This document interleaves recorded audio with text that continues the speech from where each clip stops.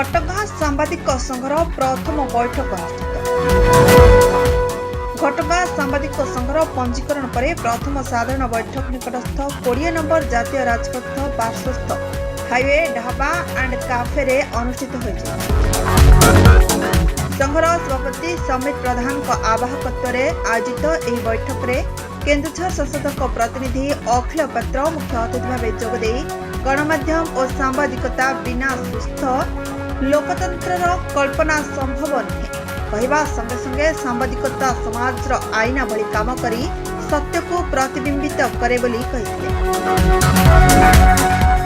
वरिष्ठ सांबादिक चंद्रशेखर साहू वक्तव्य रखी सत्य निरपेक्ष और तथ्याधारित खबर संग्रह परीक्षा संपादन एवं प्रसारण हेउछि सांबादिकतार मूल आधार कहवा सह गणमाध्यम सत्य नीति और जनहित को आधार करे तेबे समाज निश्चिंत भावे सुस्थ सचेतन और प्रगतिशील हो पारिबो बोली कहिथिले।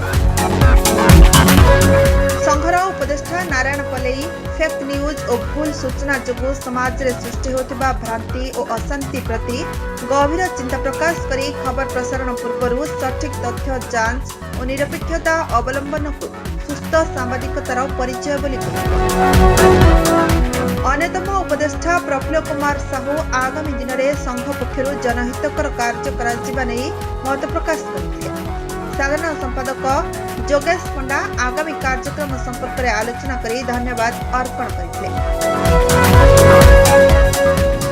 बैठक में विश्वामित्रा पात्र नलिनीकांत बेहेरा अभिषेक पंडा राजेश पृष्टि संबित कुमार साहू मनोरंजन साहू विपिन महंत पूर्णानंद पलाई रंजित पलाई मनोज पात्र मनोरंजन दास और धरणी पात्र प्रमुख उपस्थित थे।